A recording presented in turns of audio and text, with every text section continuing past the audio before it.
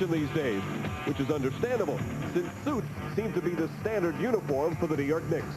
Those wearing more suitable basketball attire hung tough against the Blazers last night, and in the closing moments had an opportunity to win the game. But following the missed free throw, Allen Houston unable to convert a three-pointer.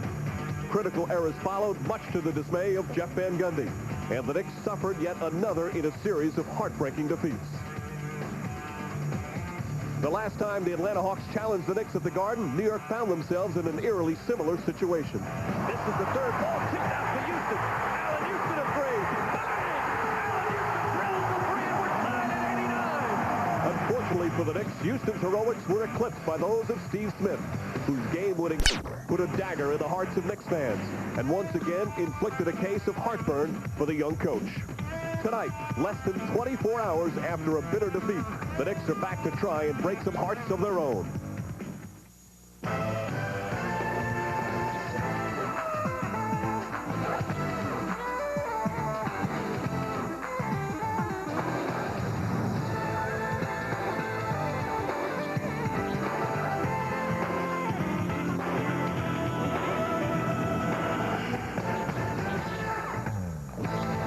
From Madison Square Garden, it's time for New York Knicks basketball. Tonight, the Knickerbockers host the Atlanta Hawks. Another important game for the Knicks tonight in the Eastern Conference race.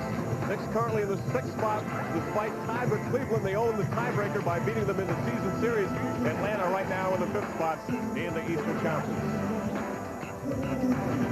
And John Starks will make his first start of the season tonight. Chris Mills, by the way, will return, but Jeff Van Gundy will go with Starks at the 2 guards. Allen will move to forward.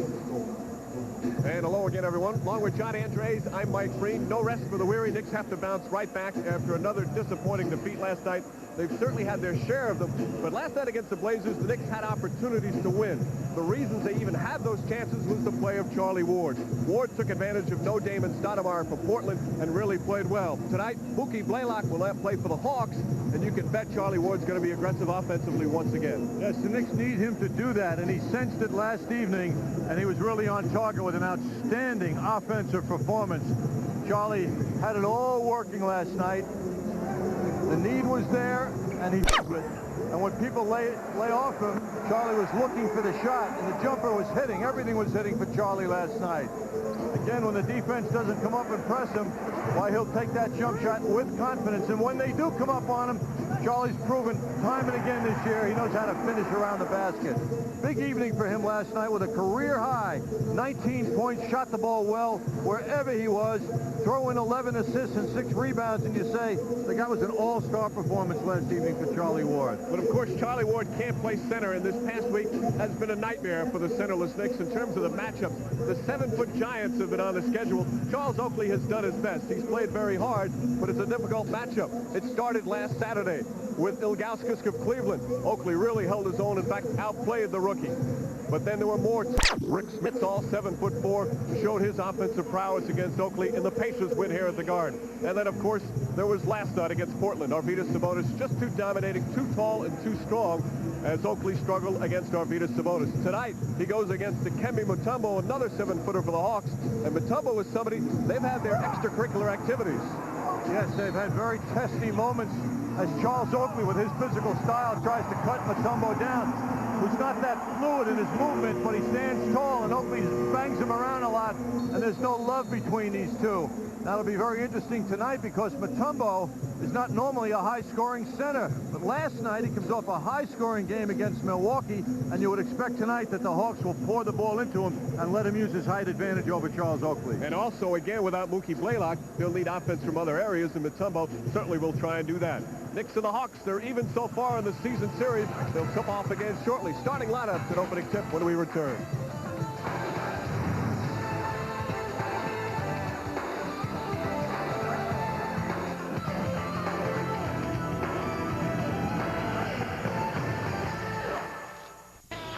Fourth game of a 5-game homestand for the Knicks. Thus far, 1-2 on the homestand.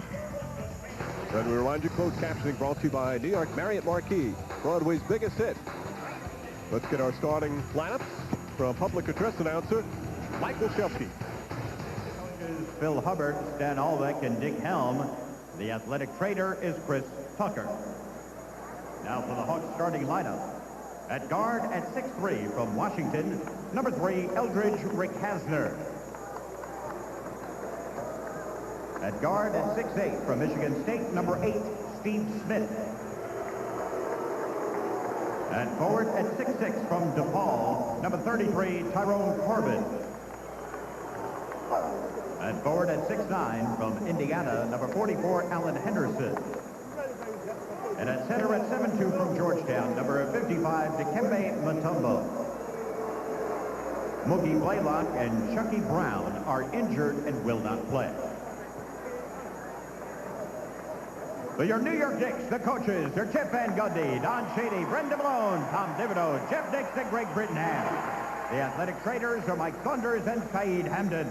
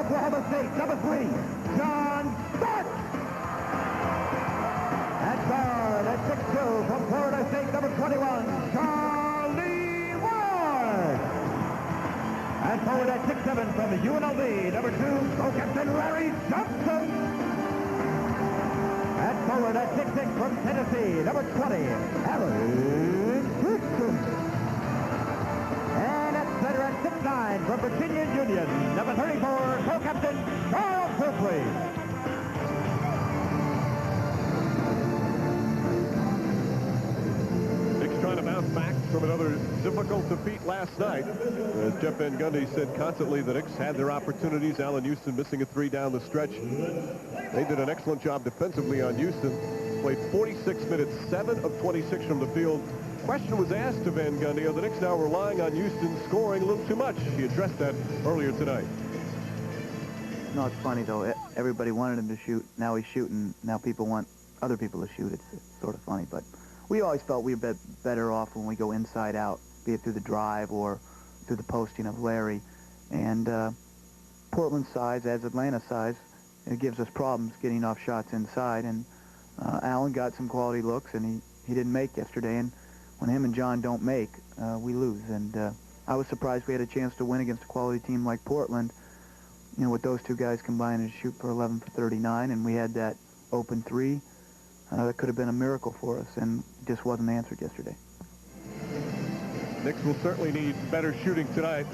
And as we told you, John Starks will make his first start of the season. Last year, Starks only started 1 game in winning the NBA Six-Man Award. 2 years ago, he was a full-time starter, 71 starts. He has enjoyed coming off the bench, but the Knicks need him in the starting role. And also, as mentioned, Chris Mills, who has missed the last 2.5 games with the bone bruise in his right foot. He is dressed and can play tonight, as is Chris Childs, who returned last night, and Brooks Thompson, who was available to play last night, but Van Gundy decided not to use him, so Knicks getting at least a little bit healthier. One thing that should change for the Knicks tonight, Mike, is shot attempts by Larry Johnson, who took 6 of the team's 78 shots in 40 minutes of play last night. So he's got to get that ball a little more. There's our official, Bennett Salvatore, one of the very best in the NBA, along with Tom Washington and Rodney Mott. And Johnson, only 2 shots in the second half was a problem, although the big front line for Portland, a big reason for that. That's Alan Henderson. Eldridge Rickasner.